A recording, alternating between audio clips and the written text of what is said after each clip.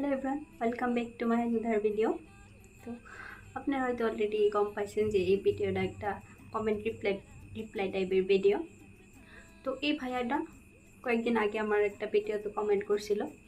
তো first of all thank you so much যে আপনি এত সুন্দর একটা কমেন্ট করছেন।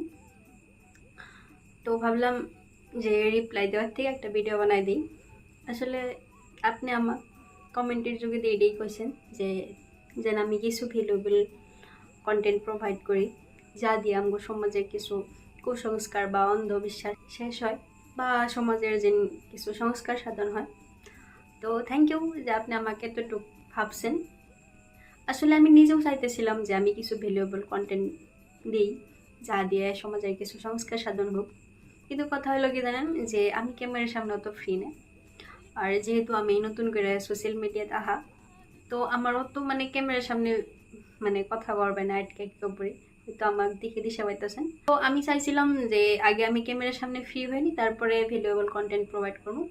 নাহলে কি হয় যে আমি কিছু একটা কইতেছি বাট আমার ফেস রিয়াকশনের সাথে আমার কথা মিলতেছে না। দ্যাটস ওয়াই আমি ভাবছিলাম কি আগে আমি ক্যামেরার সামনে ফ্রি হই, তারপরে আমি ভিডিও দেওয়া স্টার্ট করবো। কিন্তু যাই হোক, আপনি যদিও কমেন্টে বস্তুটা জানিয়েছেন, সেজন্য থ্যাংক ইউ।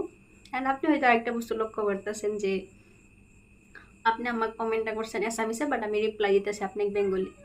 কিন্তু কথা হলো কি জানেন, আমার টার্গেট যে আমার মতো যারা সাধারণ মানুষ যে সবাই আমার কথাগুলো বুঝবার পারে, যার জন্য আমি বাংলা ভাষার ভিডিওটা বানাইতেছি। অ্যান্ড আপনি স্পেশালি থ্যাংক ইউ যে আপনি আমাকে একটা পজিটিভ কমেন্ট করছেন।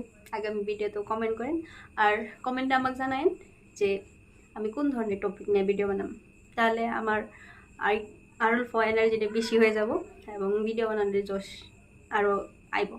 তো thank you so much for watching.